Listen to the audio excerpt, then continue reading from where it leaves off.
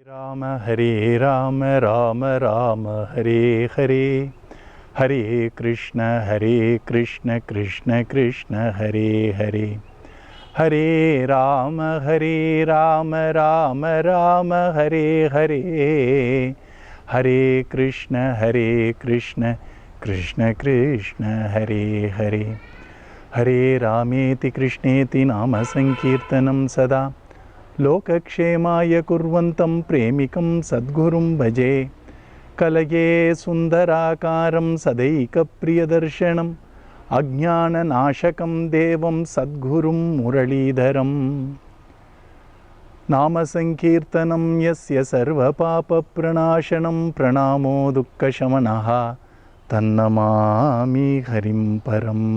सद्गुरु महाराज की जय.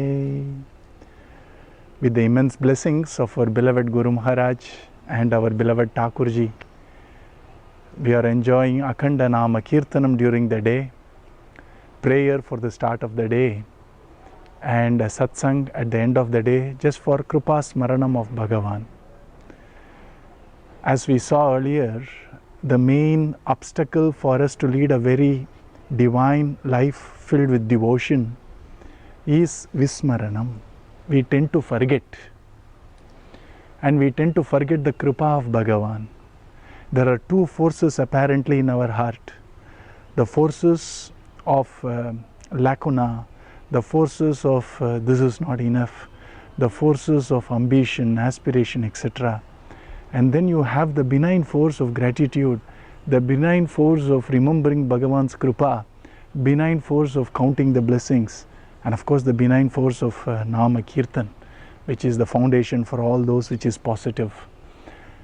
And when we have this fight between these two, that which actually empowers that, the thoughts of this is not enough, or what am I doing with my life, etc., is forgetfulness of the Kripa which we have been bestowed with, and the Guru Kripa and Bhagavat Kripa. Satsang helps us to refresh that. You see, Satsang is not information sharing, it is experience sharing. We are sharing the experience of this euphoric experience of remembering those great Mahatmas, especially Chaitanya Mahaprabhu, our Guru Maharaj, Sri Anna, Yogi Ram Sarat Kumar and the like. And Satsang is all about reminding ourselves of all those blessings which has been bestowed upon us, so that we can ever be grateful to Bhagavan and grow in that gratitude and devotion, right? So we are remembering some lovely Leelas of Chaitanya Mahaprabhu. In India, tomorrow, in a few hours from now, is the day of his descent, where people also celebrate Holi. So on this very auspicious evening, let me share a small anecdote from Mahaprabhu's life. Can I? Where he first showed the flowering of the Acharya which he is. Even before the world recognized him, there was one very fortunate early devotee and early disciple of Bhagavan, our Chaitanya Mahaprabhu. And this happened in a place where it is now used to be called East Bengal, and now it's called Bangladesh. It's a very timely juncture to remember Bangladesh today. Our Mahaprabhu, after his marriage to Lakshmi Devi, who is a very embodiment of Lakshmi Devi, had to support a family, and so he had to do what is called as Digvijayam. Digvijayam means going in various directions to show the victory of the learning which has been bestowed upon a scholar. And by doing sadas, sadas means a conference, by debating and by conversing with like-minded scholars, thereby proving the scholarship, this scholar is bestowed with wealth, name, fame, etc. Our Mahaprabhu had no problem. His fame preceded him in Bangladesh. Okay? So as he started moving from Navadvipa, he told Lakshmi Devi, Priye, you please go to your mother's home. As soon as I am back from Digvijay Yatra, after I have earned some wealth to support ourselves, I will call you back and we can stay together. That didn't happen. Lakshmi Devi, out of her tremendous pangs of separation, viraha avastha, of being separated from her Lord, slowly started dwindling in health. She became leaner and paler, and with the names of Nimai Pandit, with the names of Anatha, Ramana Preshta, Kwasi, our Lakshmi Devi is going to attain the feet of Mahaprabhu. That aside, our Mahaprabhu started from Navadvipa, took the blessings of Sachi Mata, his mother, took the blessings of all the elders, and along with a group of students, he did a Digvijaya Yatra.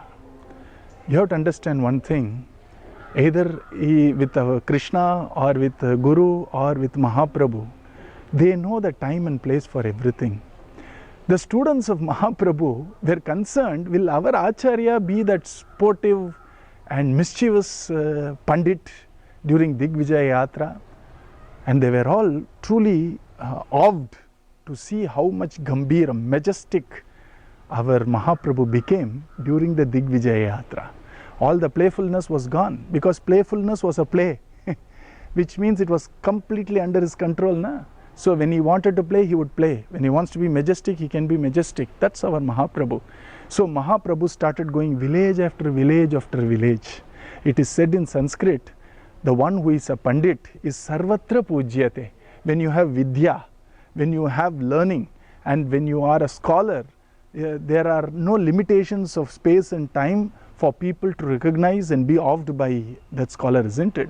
So even before our Mahaprabhu went to each of the villages already heard about Mahaprabhu. They knew that Saraswati Devi had completely flowered in the heart of our Mahaprabhu, and he was a very repository of Vidya. And they were awed by the scholarship of Mahaprabhu. They were awed by the nectarine words of Mahaprabhu. Why? They were awed by the very darshan of Mahaprabhu, divine beauty, molten gold, Gauranga. And our Mahaprabhu, majestic, Prasanna Gambhiram. And our Mahaprabhu, before he took sannyas, had lovely curly locks, dark curly locks, and it used to fall down, and as if kissing his cheeks and neck, it used to keep coming down from above. Curly locks like bees trying to take the nectar of the beauty of the face. It used to go around his cheeks, and he had that wonderful Bhagavan's eyes. Krishna is the only Padma Palacha Lochanaha. He is the one with lotus-like eyes, and Bhagavan himself has come down with the beauty of Radharani. Can you imagine the beauty of our Mahaprabhu's eyes, like fully bloomed lotuses, and a small Kasturi Tilakam of a scholar, sharp beautiful nose, and reddish lips reddened by the tambulam, you see, he used to have because he was a grahastha. And Kambu Ghantam, Vakshastalam, Akhanta Vakshastalam. And he had long arms, and it was actually competing with the knees. And it was longer than his knees. Ajanu Bakum, lovely hands like Maragada Stamba, both sides, you know, hanging arms. And when he walked, it was like Madha Gajam. It was like an intoxicated elephant walking majestically. People were awed by the walk of Mahaprabhu. And of course, Mahaprabhu's lovely, attire. He used to wear sandan tilak and sandan paste on his arms, and a lovely uppar vastam, hanging down his shoulders, and a lovely silken dhoti and a kurta. And there was Mahaprabhu. Where Saraswati Devi used to worship Mahaprabhu's feet. So imagine his Vidya. He went village after village after village. All this making fun of Vaishnavas we saw yesterday in Navadvipa was gone. Mahaprabhu was actually preaching Yuga Dharma. He was preaching Bhakti. He was preaching Prema. All around, wherever he went, to common people. With scholars, it was grammar, logic, Mimamsa, everything. With common people, Nam Sankirtan, Krishna Prema, Bhakti, worship, Satvika, and being Dharmik, etc. He was going around in East Bengal, which is called Bangladesh now. He reached a village. And Mahaprabhu used to always be with his students. Like a flower is never left alone. All the bees would want to enjoy the nectar of the flower. Mahaprabhu's darshan was nectar and amritam. Aparyaptamritam. You see, it was unsatiably delicious face, unsatiably delicious nectarine words, unsetably delicious mannerisms, to an extent that a sannyasi who was his guru, Ishwarapuri Maharaj, could not take his eyes off Mahaprabhu, to an extent that Mahaprabhu mischievously said, Bhagavan, it's already evening, you must be having other important evening ablutions, etc. You come back, the whole day I am free, you can keep looking at me the whole day. Such was his beauty, divine beauty, such was his sweetness, madhurya. And so all the students were always around him, like bees constantly in the flower. And in that village there was a person, a Satvika person. His name was Tapan Mishraji. And that Tapan Mishraji wanted to find Mahaprabhu alone. You see, Mahaprabhu was constantly with all his students. There were people asking him questions, there were people just watching him, people who were listening to his wonderful lectures, nectarine words. How can you find Mahaprabhu alone? But Tapan Mishraji was fortunate. It so happened that he could catch Mahaprabhu alone one day. Mahaprabhu was sitting in the banks of that river called Padma Nadi, Padma river, tributary of Brahmaputra river. There was this lovely Tamala Vriksham, dark color like oak tree in the banks, and Mahaprabhu was sitting with his legs folded and thinking of divine. What he was thinking only he knows. He was alone for a few minutes.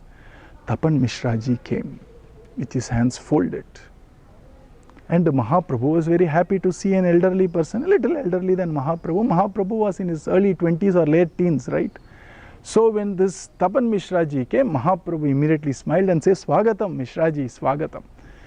But as our Tapan Mishraji came closer and closer to Mahaprabhu, suddenly he fell at the feet of Mahaprabhu, caught hold of the feet and started wetting it with his tears. He saying, Mahaprabhu, Prabhu, Hey Prabhu, Vasudeva, Krishna, Narayana. Mahaprabhu immediately went back and said, Arey Mishraji, what are you doing? Aap bade hain? You are elderly. I am just a little boy. Please don't do like that. Why are you doing all these things? And immediately he made him Shanta. He started rubbing his chest and tapping his shoulder and said, Mishraji, tell me, what is the problem? Why are you in so much sorrow? Have I done something wrong here? Mishraji said, Mahaprabhu, don't fool me any longer. He said, what are you talking about? He said, you have to show me the path. I have done many things in the past. I have read a lot of books, but I don't know what is the path. I don't know what is the goal. What is the sadhana? What is the sadhya? You have to instruct me. Mahaprabhu said, you yourself are a Pandit. You have read Shruti, Smriti, Purana, and you have read all the Shastras. I am just a young boy. Actually, you should enlighten me about sadhya and sadhana. Prabhu, Prabhu. Do you want to test this Dina even more? Are you not satisfied with my earnestness to surrender to you? Mahaprabhu says, "Aap bade vakya kyun keh rahe hain? Why are you telling such big words? You can't fool me any longer, Mahaprabhu." Mahaprabhu said, "What are you talking about? Early morning today, whole night I was crying out to the Lord. I was crying out to Bhagavan. I was crying out to Krishna. And I was saying, I don't see my life going in any positive direction. I'm not even clear about what I need to do and where I need to get to. And when I was crying all night long, somehow I went into an early morning sleep. When I woke up from my sleep, I could actually remember clearly a wonderful dream. Mahaprabhu, Bhagavan showed me that he himself has come down as Chaitanya Mahaprabhu. And he told me that he shall show you the way. And he told me that go and surrender to Mahaprabhu. Mahaprabhu, I know that you are no different from Bhagavan. You are no different from Krishna. Please don't forsake this completely helpless child of yours." And Mahaprabhu looked at him holding on to his feet and he said, Are Mishraji, you have so much of love and so much of devotion to the Lord that Lord has blessed you to see Bhagavan in all of us out here. It is because of your bhava that you are thinking, I am Bhagavan. I am just a Pandit from Navadvipa. I am Nimai Pandit only. But anyways, don't share it with anybody. You keep this with yourself. And you ask me a question, I shall answer because of your earnestness. Shruti Smriti Puraneshu Mahatmyam Yasya Giyate Sarvaloka Sharanyam Tat Krishna Namaiva Me Gati. Hey Mishraji, for you and me there is only one Gati, there is only one way, there is only one path, there is only one sadhana, there is only one goal, which is Krishna Namaiva Me Gati. This is nectarine verses of our Sri Sri Anna called Krishna Namashtakam. It has the entire Nama Siddhanta in 8 verses. Incredible piece of Sharva Shastra Sara. And Mahaprabhu was giving the same instruction, so I am quoting Sri Sri Anna. Smriti Smriti Puraneshu. Shruti means Veda. Smriti means all the other itihasas and the various Dharma Shastra. Shruti Smriti Puraneshu Mahatmyam Tasya Giyate. All the Shastras, Vedas, Smriti, everything talks about the greatness, the vitality, the importance of chanting the Maha Mantra, of chanting the Krishna Nama. Mahatmyam Yasya Giyate Sarvaloka Sharanyam Tat Krishna Namaiva Me Gati. Tapan Mishraji, I have got the sadhana now. I have understood what I need to do. Why? Because Vedas, Puranas, Smritis, Itihasas, all of them, Amulagram, right from the start, middle, Adyaucha, Madhyecha, Antecha, it is only talking about the greatness of Krishna Nama. And you know what Krishna Nama is? It is no different from Krishna. It is said when Krishna came as Ramavatara and Bhagavan himself, when he descended as Govinda, everybody surrendered unto him. And then we had Vibhishana Alvar revealing this important epithet for Bhagavan, which is Sarvaloka Sharanyaya Raghavaya Mahatmane. Sarvaloka Sharanya. You don't see any distinction of whether he is low or high, healthy or not healthy, wealthy or not wealthy, whether he is from this community or that community, this nationality or that nationality, nothing, whether he is a scholar or completely an unpad person. Sarvaloka Sharanyam. Like that, Krishna Nama does not see any distinction. Anybody who chants Krishna Nama will be elevated to the highest, whether he is an unlettered fellow or a Pamara or a Pandita of the highest order. Pamaran Mudal Panditan Varai. That is the beauty of the Krishna Nama. So Mahaprabhu said, Shruti Smriti Puraneshu Mahatmam Yasya Giyate Sarvaloka Sharanyam Tat Krishna Namaiva Me Gati. Aha. Krishna Namaiva Me Gati. Then Mahaprabhu went on to say, what do you think is Krishna Nama? We can't actually tell the full greatness of Krishna Nama. Such is its wonder, such is its greatness. Yasya smarana matrena muktihi karatale stitaha jnana sadhana rupam tat Krishna Namaiva Me Gati. When you want jnana, when you want Brahma Jnanam, when you want Jivan Mukti, when you want Bhagavat Sakshatkara, Yasya smarana matrena Krishna, that Nama smaranam, Muktihi karatale stita, it will just like a berry in one's hand, it will actually give us mukti. Yasya smarana matrena muktihi karatale stitaha. And it is jnana sadhana rupam tat. For jnana sadhana, throw all the other books. Stop all the other activities. You want jnana, you want real Bhagavat jnana, hey Misraji, you have to surrender to Krishna Nama. Krishna Nama is the Gati as a jnana sadhana. Keep on chanting Hare Krishna, Krishna Krishna, Hare Hare, Hare Rama, Rama Rama, Hare Hare, Hare Krishna, Krishna Krishna, Hare Hare, Hare Rama, Rama Rama, Hare Hare. Mishraji, repeat. Immediately Mishraji, looking at the very Rupam of the Nama which he is talking, the Gambhiram of Ramnam, the Madhuryam of Krishna Nam, and the wonderful Nalinam, the Komalata of the Harinam.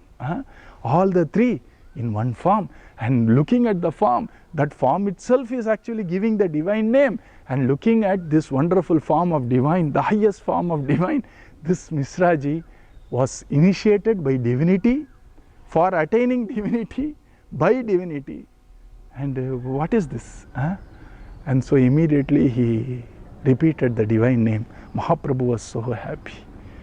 Then whether I should do it silently Or can I actually do smarana, or can I do japa? You can do all the three. But then there is a wonderful positivity, or there is a wonderful positive angle to actually chanting it aloud. When you chant it aloud along with jnana, you get prema. Uchchaihi svarena bhaktascha gadgadena smaranti yat sadhya sadhana rupam tat Krishna namaiva megati. Aha. That doubt was also dispelled without me asking. Mahaprabhu said, Uchchai svarena bhaktascha. Bhaktas generally raise their hands above, and with the top of their voice, with tremendous love towards Bhagavan, as if they want the voice to reach Vaikuntham. Hare Krishna, Krishna Krishna, Hare Hare, Hare Rama, Rama Rama, Hare Hare. While they are chanting all these bhaktas, Uchchai svarena, in the loud voice, suddenly they get the love and they are filled with bhava, and so their throat starts choking. Gadgadena. When their throat starts choking, they have no other option but to do smaranti yat Hare Krishna, Krishna Gadgadam. Gadgadam means the choking of the throat because of love, you see. And then our Mahaprabhu said, Sadhya sadhana rupam tat Krishna namaiva me gati. It is not only sadhyam, it is also sadhanam. It is the way, it is the end. Nama is Bhagavan. Bhagavan is Nama. Sadhana to attain Bhagavan is chanting the divine name. Sadhya is actually the divine name. It is like a guru who is showing us the path to reach the ashram of the guru. You know that, na? Once a person was lost in a forest. He wanted to go to Madhurapuri ashram, and he was lost in a forest near Maharanyam. And while he was lost and he was crying around, Hey Prabhu, protect me. A person came with dhoti, with specs on, with a lovely upper garment, and he said, My friend, what are you doing out here? He says, Swami, we are caught in this forest. I need to go to the Madhurapuri ashram. Can you show me the way? Sure, come. He held the hand. And then his very body was full of light. So they didn't need any other light. So he slowly took him out and then took him to the gate of the ashram and said, This is the ashram, go. He says, I'm so grateful to you. He says, You save your words. You go and have the darshan of Guru, then we will talk. Once he entered inside our Madhuvanam, there the Guru was sitting, the very person who guided him from the forest to Madhurapuri ashram was sitting out there. Sadhya, sadhanam. Sadhya means destination. Like this traveler reaching the feet of a Guru is sadhyam. Sadhanam, who showed him there? Same Guru. Likewise, the Nama Sankirtana is Sadhya sadhana rupam tat Krishna namiva megati. Aha. Tapana Mishra was filled with joy, horripilated, and tears started rolling from his eyes. For a change, it was the tears of joy now that he has found the truth, he has found the purpose, he has found the path, he has found the destination. The destination is showing the path. And then Mahaprabhu says, understand one thing, that Nami, or the named, which is Krishna's Rupam, is no different from Krishna Namam. Nami namnor abedena yat param brahma giyate. That which they talk as supreme truth, param brahma, satyam param. Nami namna abedena. That Krishna Nama is no different from Goloka Krishna. That Krishna Nama is no different from Madhurapuri Thakurji. That Krishna Nama is no different from that which is omnipresent, that which is everywhere, omniscient, that which is the indweller of all organisms, etc. Nami namnor abedena yat param brahma giyate tat satyam sukham advaitam Krishna namaiva megati. That Satchit Ananda, what do you think it is? Krishna, Krishna, Krishna. When you are chanting Mahamantra, we are touching the divine with our vak. When we are remembering Mahamantra, that which cannot be touched by yato vacho nivartante aprapya manasa saha, for people searching for Krishna in Upanishads. For bhaktas who have caught Krishna in the divine name, yato vacho not nivartante, Krishna resides.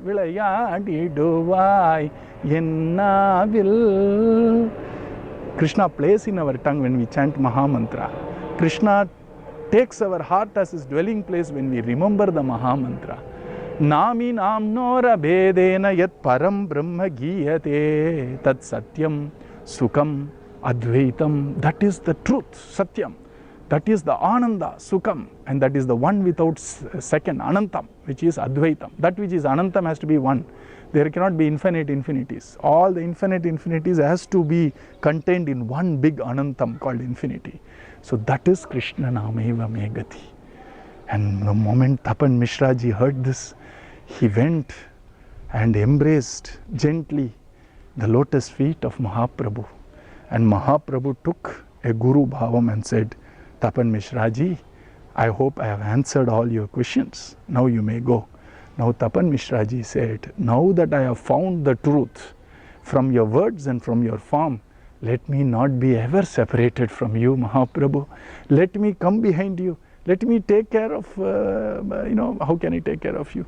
I allow you to take care of me from now on. Let me come behind you.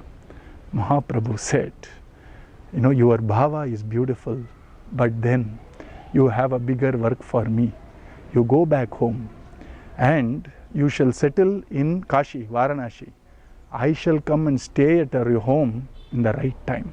Whatever bhiksha you want to offer, I will come and I will accept it. And so for now, you hold on to what I said. Hold on to the divine name. Hare Krishna, Krishna Krishna, Hare Hare, Hare Rama, Rama Rama, Hare Hare, Hare Krishna, Krishna Krishna, Hare Hare, Hare Rama, Rama Rama, Hare Hare. Remember this and go with tremendous mixed feelings of bliss, deep sorrow of separation, and eagerness to see Mahaprabhu again. Tapan Mishraji went back, took leave of Mahaprabhu, and Mahaprabhu started seeing Mishraji as he went back, and with his eyes blessed Tapan Mishraji amply, and Tapan Mishraji is now waiting for the divine time to come when our Mahaprabhu is going to come home and accept the hospitality and the seva and the kainkariya of Tapan Mishraji. Mahamantra is the path. Mahamantra is our destination. Mahamantra is sadhyam, sadhanam, and siddham. That which always exists is the divine name. Radhe Radhe.